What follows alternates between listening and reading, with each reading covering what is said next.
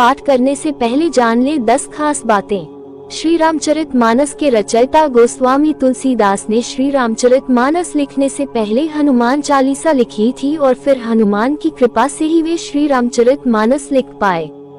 कहते हैं कि तुलसीदास जी ने ही बजरंग बाण भी लिखा था। आओ जानते हैं कि बजरंग बाण का पाठ क्यों करना चाहिए और क्या रखना चाहिए सावधानी। कहते हैं कि गोस्वामी तुलसीदास पर काशी में किसी तांत्रिक ने मारण मंत्र का प्रयोग किया था। तब तुलसीदास जी के शरीर पर फोड़े निकाये थे। इसके बाद तुलसीदास जी ने बजरंग बाण का पाठ पढ़कर हनुमान जी से गुहार लगाई थी। बजरंग बाण के पाठ से एक दिन में सारे फोड़े ठीक हो गए थे। तभी से माना जाता है कि यह पाठ शत्रुओं पर अचूक वार करता है। 1. क्यों करते हैं बजरंग बाण का पाठ?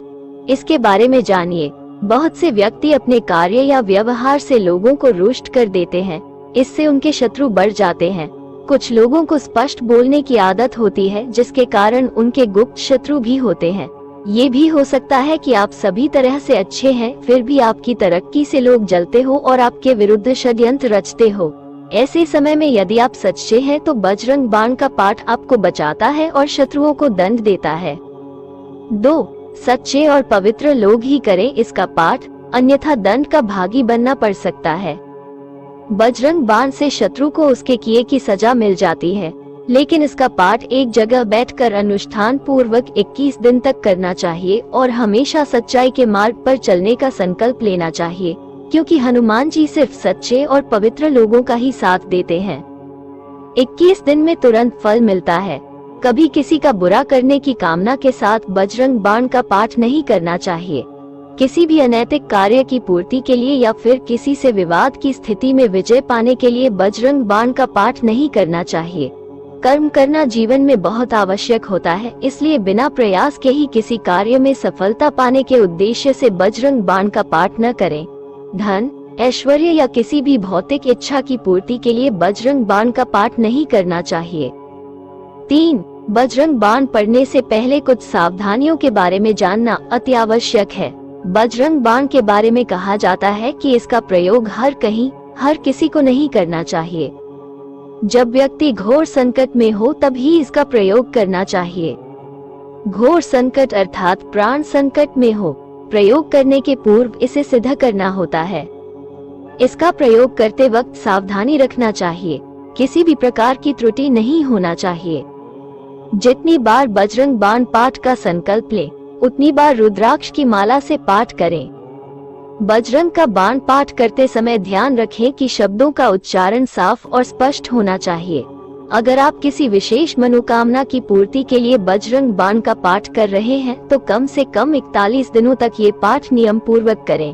आपको जितने दिन तक बजरंग बाण का पाठ करना हो उतने दिनों में ब्रह्मचर्य का पूर्णतया पालन करना जरूरी है। जितने दिन भी आपको बजरंग बाण का पाठ करना हो उतने दिनों तक किसी प्रकार का नशा या तामसिक चीजों का सेवन भूलकर भी नहीं करना चाहिए।